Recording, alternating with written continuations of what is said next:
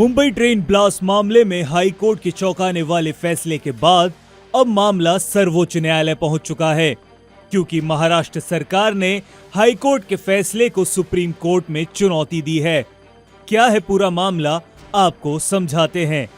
पहले केस क्या है। 11 जुलाई 2006 को मुंबई की लोकल ट्रेनों में हुए 7 सिलसिलेवार बम धमाकों ने पूरे देश को झकझोर दिया था। शाम के व्यस्त समय में हुए इन हमलों में 189 लोग मारे गए और सैकड़ों घायल हुए।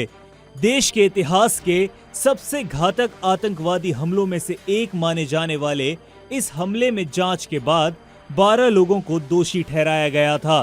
साल 2015 में एक विशेष अदालत ने इनमें से 5 को फांसी और 7 को उम्र कैद की सजा सुनाई थी। बॉम्बे हाई कोर्ट ने क्या कहा। हालांकि 21 जुलाई 2025 को बॉम्बे हाई कोर्ट की 2 न्यायाधीशों की पीठ ने इस फैसले को पलटते हुए सभी 12 आरोपियों को बरी कर दिया। कोर्ट ने कहा कि अभियोजन पक्ष सबूत पेश करने में पूरी तरह से विफल रहा और आरोपियों के कथित इकबालिया बयान प्रमाणिक नहीं थे, बल्कि उन पर जबरन हस्ताक्षर करवाने या नकल करने का संदेह है। साथ ही कोर्ट ने यह भी कहा कि इस केस में मकोका कानून का प्रयोग मनमाने ढंग से किया गया, गवाहियों में भारी कमियां थीं और सबूतों के संरक्षण में लापरवाही बरती गई। महाराष्ट्र सरकार की प्रतिक्रिया।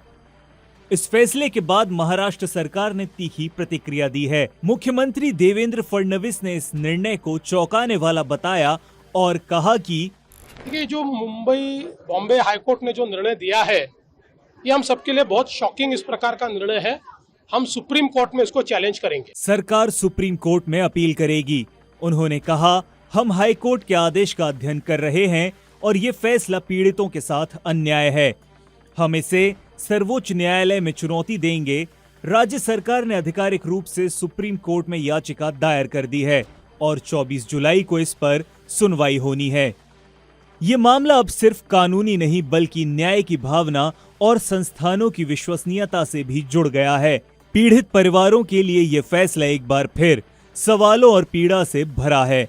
क्या 19 वर्षों के बाद भी उन्हें न्याय नहीं मिलेगा?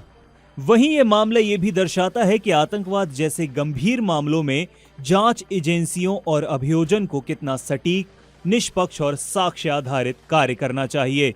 सुप्रीम कोर्ट अब पूरे घटनाक्रम की अंतिम कसौटी बन चुका है और पूरे देश की निगाहें इस पर टिकी हुई हैं। हमारी नजर इस मामले पर बनी रहेगी।